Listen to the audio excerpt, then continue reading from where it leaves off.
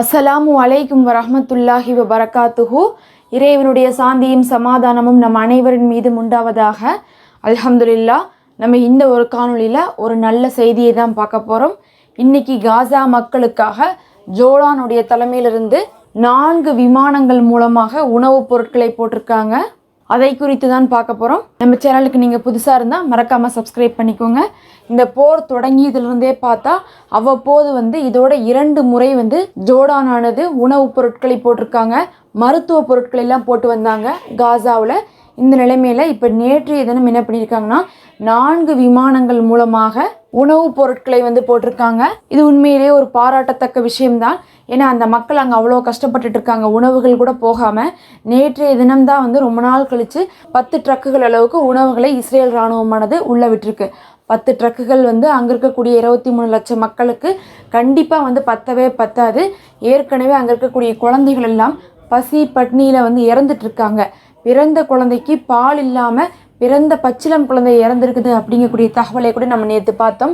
அப்படி அங்கே தொடர்ந்து பசியால் மரணித்து கொண்டு இருக்கக்கூடிய நிலையில் வெறும் 10 ட்ரக்குகளை இஸ்ரேல் அனுப்புனதெல்லாம் சுத்தமாக போதவே போதாது. இது வெறும் கண் துடைப்புக்காக அனுப்புறது தான்.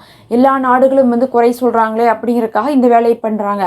இந்த நிலைமையில் இப்போ ஜோர்டான் 4 விமானங்கள் அளவுக்கு கொண்டு உணவுப் பொருட்களை காசாவில் ஒவ்வொரு குறிப்பிட்ட பகுதியிலையும் தரையிறக்கியிருக்காங்க. அது அங்கே இருக்கக்கூடிய மக்களுக்கு பலன் தரக்கூடியதாக இருக்கும். கண்டிப்பாக எவ்வளவோ கஷ்டத்தில் இருக்கவங்களுக்கு இந்த சின்ன விஷயம் கூட பெருசு தான். ஆனால் இந்த இடத்துல நமக்கு ஒரு பெரிய கேள்வி வரும்.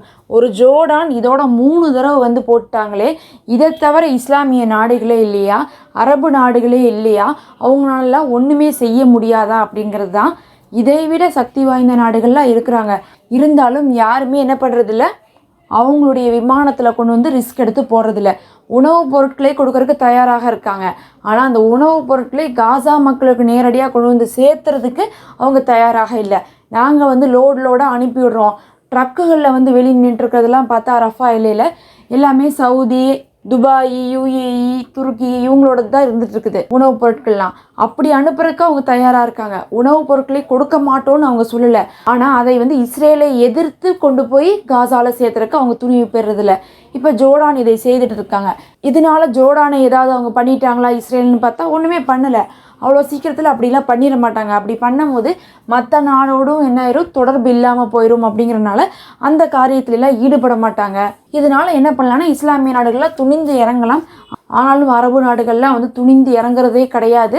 இஸ்ரேலுக்கு அவங்களுடைய சாலைகளின் வழியாக ட்ரக்குகளை அனுப்பி விட்டுட்டு இருக்காங்க அரபு நாடுகள். அதில் ஜோர்டானும் ஒரு நாடு. அப்போது நமக்கு அது ஒரு வருத்தம் தான். ஏன்னா என்ன பண்ணுறாங்கன்னா யுஏஇயில் இறங்கக்கூடிய கப்பலில் இறங்கக்கூடிய இஸ்ரேலுடைய சரக்குகளில் என்ன பண்ணுறாங்கன்னா ரெட்சியில் வர முடியாதுங்கிறனால அதை ரோட் ரூட்டில் கொண்டு வராங்க. அது எங்கேருந்து வருதுன்னு பார்த்தா ஒன்று யுஏஇ, இன்னொன்று யுஏஇலே இருக்கக்கூடிய துபாய். 2 இடத்துல இருந்தும் என்ன பண்ணுது, அப்படியே சவுதிக்கு வருது. சவுதியுடைய ஜித்தாக்கு வந்ததுக்கப்புறம் அங்கேருந்து ஜோர்டானுக்கு வருது. ஜோர்டான்லேருந்து என்ன பண்ணுறாங்க, இஸ்ரேலுக்கு வருது. இப்படியாக ட்ரக்குகள் வந்துட்டுருக்கு. அதில் ஜோர்டான்லேருந்து பழங்கள், காய்கறிகள்னு சொல்லி எல்லாவற்றையுமே இஸ்ரேலுக்கு அனுப்பிட்டுருக்காங்க. அங்கே இருக்கக்கூடிய மக்களே இதை குறித்து போராட்டமும் ஆர்ப்பாட்டத்திலும் ஈடுபட்டாங்க. ஜோர்டான்லேருந்து எதுவும் இஸ்ரேலுக்கு போகக்கூடாதுன்னு சொல்லிட்டு. அப்போது ஜோர்டான் செய்தது நியாயமான விஷயம் இல்லை. இப்போவும் அந்த காரியத்தை செய்துட்டு தான் இருக்குது ஜோர்டானு. இருந்தாலும் இன்னொரு பக்கம் என்ன பண்ணுறாங்கன்னா இப்போ காசா மக்களுக்கும் போட்டிருக்காங்க. அந்த காரியத்தை கூட நம்ம மற்ற நாடுகள்கிட்ட எதிர்பார்க்க முடியாத நிலைமை இருக்குது. ஆனால் ஜோர்டான் இந்த மாதிரி நல்ல காரியத்தை செய்யும் போது இஸ்ரேலுக்கு உணவு கொடுக்கறதுல நிறுத்திடணும். அப்படி இல்லாட்டினா எப்படி இருக்கும்னா கெட்ட பேர் வாங்கக்கூடாது அப்படிங்கிறதுக்காக மட்டுமே இங்கே போட்ட மாதிரி பார்க்கப்படும். ஆனால் எந்த அரபு நாடுகளுமே ஒரு ஒப்பந்தத்துக்கு கூட வரமாட்டேங்கிறாங்க. நாங்கள் உங்களுக்கு கொடுத்துட்ருக்குமே ரோடு வழியாக ட்ரக்கை, அதே போல் நீங்கள் என்ன பண்ணுங்க, ரஃபா எல்லையிலேருந்து காசாவுக்குள்ளே ட்ரக்குகளை அனுப்புங்க அப்படிங்கிற அளவுக்கான ஒரு ஒப்பந்தம், ஒரு பேச்சுவார்த்தை, ஒரு கண்டிஷனாக சொன்னாங்கன்னா அது அந்த மக்களுக்கு பலனுள்ளதாக இருக்கும். இப்படி விமானத்தில் போடுறதுல எத்தனை நாளைக்கு ஒரு தடவை போட முடியும்? ரொம்ப கஷ்டத்தில் இருக்கவங்களுக்கு இன்றைக்கி வந்தது ஒரு உதவியாக இருக்கலாமோ தவிர அது எத்தனை நாளைக்கு தாக்கு பிடிக்கும்? அது அந்த ஒரு நாளைக்கு கூட பத்தாதுங்கிற அளவுக்கு தான் அங்கே ஜனத்தொகை இருக்குது. வானத்துலேருந்துலாம் இறக்குறதுங்கிறது தொடர்ந்து செய்யும் போது தான் அவங்களுக்கு போதுமானதாக இருக்குமோ தவிர என்றைக்காவது ஒரு நாள் செய்கிறதெல்லாம் அவர்களுக்கு போதாது. அதற்கு அவங்களுடைய நிலைமை மாறணும். அதிலே நம்ம முன்னோக்கி கொண்டிருக்கக்கூடிய இந்த ரமலானை நினைக்கும் போதே பயமாக இருக்குது. அந்த மக்கள் ஏற்கனவே 6 மாதமாக நோன்பு வைத்ததை விடவும் மிகவும் மோசமான நிலைமையில் இருக்காங்க. நோன்பு வைக்கும் போது நம்ம சஹருக்கு சாப்பிடுவோம், நிம்மதியாக இருப்போம், இபாதத் செஞ்சுட்டு நம்ம நோன்பை திறப்போம். ஆனால் அவங்க அப்படியா இருக்காங்க. இந்த 5 மாதமாக சாப்பாடே இல்லை, தண்ணியே இல்லை, வீடே இல்லை, நிம்மதியே இல்லை. எங்கே பார்த்தாலும் மரணம், எப்போ தாக்கப்படுவோன்னு தெரியாத நிலைமை, எல்லாவற்றையும் இழந்து ஏழைகளாக ஆகிட்டாங்க. இந்த உலகத்திலே வச்சு அதிக ஜனத்தொகை கொண்ட பகுதியாக ரஃபா மாறி இருக்கு. அவ்வளோ இன்னல்களை அந்த மக்கள் சந்தித்து கொண்டிருக்காங்க.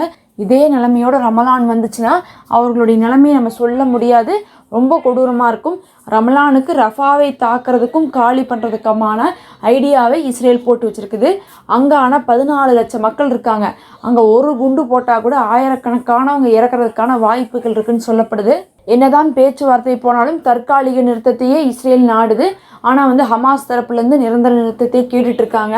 எல்லாரும் ஒரு அணியில் சேரணும், இஸ்லாமிய நாடுகள், முஸ்லீம் நாடுகள்லாம். அப்போ மட்டும்தான் என்ன ஆவாங்கன்னா இஸ்ரேலும் அமெரிக்காவும் அந்த சுதந்திரத்தை கொடுக்கறதுக்கு முயற்சி பண்ணுவாங்க. இப்போ என்னதான் சேர்ந்தாலும் அவங்க அதிரடியான நடவடிக்கையெல்லாம் எடுக்கிறதில்ல.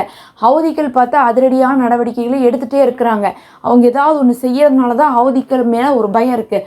அந்த மாதிரி எல்லாரும் ஒரு அணியாக பாலஸ்தீனத்துக்கு சேர்ந்தால் கண்டிப்பாக சுதந்திர பாலஸ்தீனம் கிடச்சி பாலஸ்தீனத்தில் போர் நின்று அவர்களுக்கான நிம்மதி கிடைக்கும். இவர்களுக்கு ஒரு நாள் சாப்பாடு போடுவதை விடவும் தினமும் தடையில்லாமல் சாப்பாடு வருவதற்கான விஷயத்தை செய்வதுதான் இஸ்லாமிய நாடுகளுடைய கடமையாக இருக்குது. ஆனால் நம்ம வாயில் பேசுகிறதுனால மட்டும் எதுவும் நடக்க போகிறதில்ல.